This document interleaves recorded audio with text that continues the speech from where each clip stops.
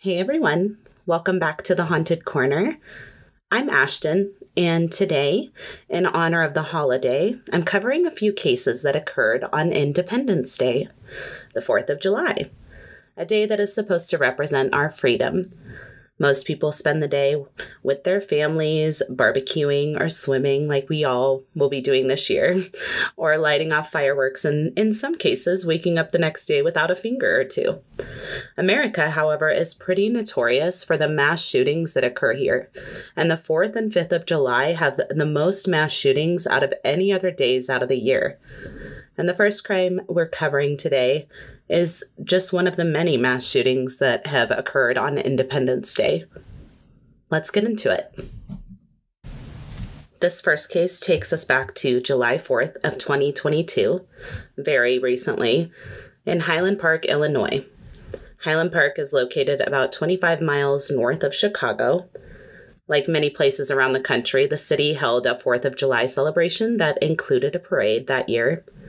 The festivities began for the day around 10 o'clock a.m., with families and friends gathered along the streets to celebrate the holiday and all that came with it.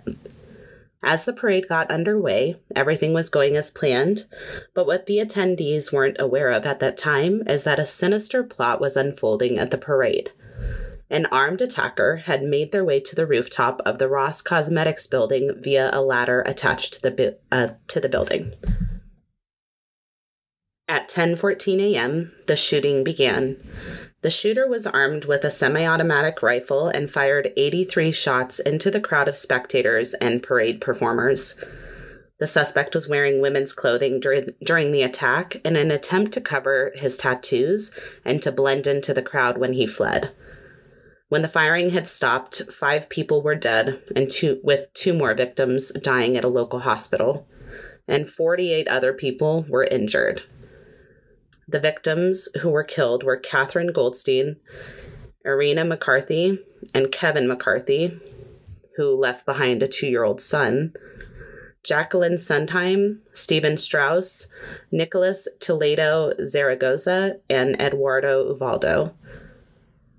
Law enforcement flooded to the scene and immediately began searching for the suspect, but because of the chaos and the large crowd fleeing the scene, the suspect stopped firing as the police arrived and was able to flee the area.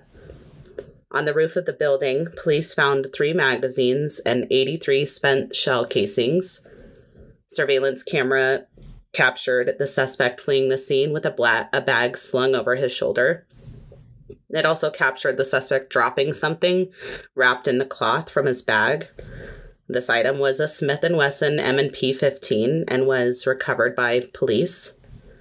The suspect was identified as Robert Crimo, and he got into his 2010 Honda Fit and fled to Madison, Wisconsin following the shooting.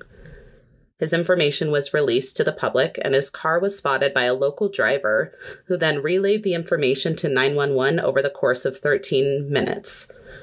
After a short police chase, officers took Robert Crimo into custody around 6:30 p.m. After he was taken into custody, he gave a voluntary statement to police confessing to the shooting and identified himself on surveillance camera. Despite previous run-ins with the law, Robert passed 4 background checks to legally purchase 5 guns, including the Smith & Wesson M&P 15 semi-automatic rifle that he allegedly used in the shooting. Robert recently, just as of last week, rejected a plea deal and will be going to trial in February. So we'll see what happens with that. He's innocent until proven guilty, of course, but if we don't start acknowledging that we have a problem with our gun laws, nothing is ever going to change. It's horrific. Those poor people. So much senseless loss. And those poor families. And that poor sweet boy, he lost both of his parents. And for what? I can't. Up next, we're heading to Independence Day in California in 2001. Megan Barroso, a 20-year-old college student, spent the holiday watching the fireworks with some of her friends, including a woman named Lindsay. After a barbecue with family, Lindsay and Megan met high school friends at Silver Strand Beach to watch the fireworks.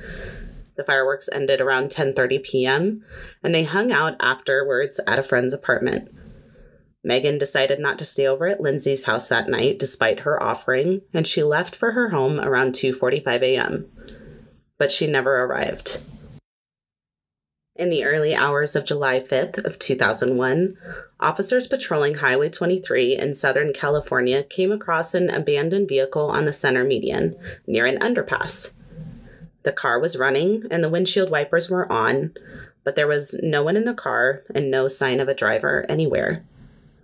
Even more disturbing, there were 5 bullet holes in the car and blood located on the interior, covering the driver's seat, steering wheel, and gear shift. There was also a sizable scrape along the driver's side of the car, as if it had been sideswiped, and shell casings were found on the ground from an AK-47 style gun. As crime scene investigators radioed in the vehicle's description and license plate, they were able to establish that it had been rented the previous day by a woman named Megan Barroso. Officers also found Megan's purse and cell phone inside the car, along with her sandal, but there was no sign of Megan. Based on the evidence at the scene, they knew it was likely that she was injured, and they jumped into action. Investigators searched the area, thinking maybe she had crawled away from the scene, but they were unable to locate Megan. Investigators began to interview Megan's family and the friends she was with on the night of July 4th to gather any information that they could to find Megan. Megan's friend Lindsay had not seen her since she left for her house around 2:45 a.m. The rest of the friends who were there that night had not seen her either. And following interviews with family and friends, they learned that Megan was well-loved, happy-go-lucky, and seemingly had no enemies. So what happened to Megan, and who would want to hurt her? A few days after the car was discovered, the rental company informed investigators that the car Megan was driving was equipped with an event data recorder, which is a device similar to a plane's black box. Fortunately, the computer was programmed to automatically save the last 5 seconds of driving data in case of a crash. When Megan's car hit the median, it activated the event data recorder, which captured some interesting information. It showed that 5 seconds before the impact, her car had been completely stopped. It also showed that Megan then floored it, completely stepped on the accelerator, put it to the floor in an attempt to flee. Investigators used lasers to recreate the crime scene in an attempt to find out where the gunshots were coming from. They were able to determine that the shooter stood approximately 60 feet away from Megan's car when he began firing, and as he kept shooting, he closed the distance between himself and Megan. One of the shots hit the hood of the car, 1 shot hit the driver's side door, and 3 shots went through the front windshield. With this information, investigators were able to put together an animation to show what they believed happened that night. They believe the incident began on the highway with someone attempting to force Megan off the highway by sideswiping her car. They believe the suspect then began firing at Megan until she pulled off the road. Then the attacker must have sped ahead and blocked her car and began firing again. And that's when she floored it and was shot at again. Based on the blood evidence in the car, officers believe Megan tried to reach for her cell phone to call police before her car hit the median. So now police had a better understanding of the events of the evening, and they offered a $25,000 reward for information leading to an arrest in the case. But there was still no sign of Megan. Now, while all of this is going on in the investigation into Megan's disappearance, a separate investigation was already underway just a short distance away. Officers in Simi Valley were looking into a series of rapes and kidnappings that began in 1996. The rapist victims were teenage girls and young women with dark hair. These crimes were committed just 13 miles from Moore Park. Officers were looking into the possibility of the cases being related, but they didn't have a lot to go on initially. And then something changed. 3 weeks after Megan's disappearance, police in Simi Valley received a call from a man who claimed he had found a videotape in his roommate's trash can that contained videos of a man sexually assaulting different women. The man who called it in identified the man in the video as his roommate, 30-year-old Vincent Sanchez. Vincent had recently been arrested on suspicion of burglarizing his neighbor's home, and while in custody, he called his roommate asking him to get rid of the video, which obviously raised some red flags for him, and that's when he called it in. When officers were interviewing the roommate, they asked him if anyone in the home owned an AK-47. The roommate let them know that he did, and he turned the gun over to police. While they were searching the home, they also found a green jacket with an orange liner. It also appeared to have a bullet hole in the side, and the jacket matched the one that Megan was wearing on the 4th of July. A few days later, on August 3rd, 2001, a search team with a cadaver dog discovered skeletal remains down a ravine about 10 miles from where Megan disappeared. Dental records confirmed that the body was Megan's. She was not wearing pants, which led investigators to believe that she could have been sexually assaulted, but there was not conclusive forensic evidence to prove that she had been. During the autopsy, it was concluded that Megan died from a single gunshot wound to the abdomen, and it's believed that she was alive when she was put into the ravine. She was found laying on her side with one arm underneath her head as if she was sleeping. Also, during the autopsy, they found a bunch of red glitter in her hair. After speaking with Lindsay, she claimed that she put the glitter in Megan's hair on the night that she had disappeared. She had also put it in the other people who were there that night's hair as well, as a fun way to celebrate the holiday.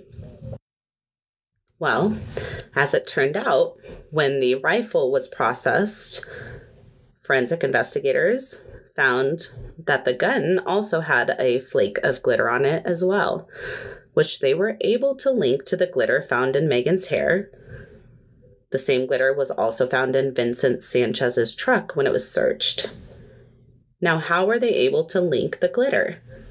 Well, a man named Edwin Jones, a forensic scientist and trace evidence analyst who collects micro things, as he calls them, including glitter, he claimed that the hexagon shape of the glitter was not popular, it was not very common, and only 10,000 bottles of this glitter had ever been made. They recovered the bottle of glitter from Lindsay's house and tested it against the glitter found in Megan's hair and jacket, as well as the truck and on the gun. Isn't that wild? Forensic examination of Sanchez's truck also revealed Megan's blood on the front seat, and the paint from the truck matched the scrape on Megan's rental car as well. So investigators are pretty sure they've got their guy. In Megan's case, her jacket was found on the outside of Vincent Sanchez's home. The blood in his truck, the gun matched the one used in the murder, and the glitter, you guys. But that wasn't all. After looking deeper into the videotape, officers were able to identify the victims of the Simi Valley rapes from 1996 and thus link Vincent Sanchez to all of the attacks, 15 in total, as well as Megan's murder. Vincent admitted to being the Simi Valley rapist, but denied being involved in Megan's murder. But he was ultimately charged and found guilty of her murder, as well as 75 counts of rape. In November of 2003, he was sentenced to death. However, due to the 2006 court order in California that banned executions, he is now serving a life sentence in San Quentin prison, right where he belongs. If he hadn't gotten caught, he absolutely would have done it again. And poor Megan was just in the wrong place at the wrong time. I hope her family is healing. I just can't imagine. And that is going to do it for Independence Day Crimes. I hope you enjoyed the episode. Thank you so much for tuning in. The sources for today's episode will be listed on the blog post for the episode at www.thehauntedcorner.com. That's also linked to in the show notes. Check out the other episodes of The Haunted Corner available now wherever you listen to your favorite podcasts, with new episodes dropping every week. If you're enjoying the podcast and would like to share your support, head on over to patreon.com/The Haunted Corner to support the show. You'll have ad-free access to all the episodes. You get new content every month, new and exclusive content, and a lot more. Follow us on social media at The Haunted Corner on Instagram, Facebook, YouTube, and TikTok. If you're enjoying the podcast, be sure to tell a friend and rate and review wherever you listen. That really helps support the show. If you have a case suggestion or correction to share, please send it to thehauntedcorner@gmail.com or submit it through the website. If you're interested in accessing my recipes, you can do that at thehauntedfoodie.com.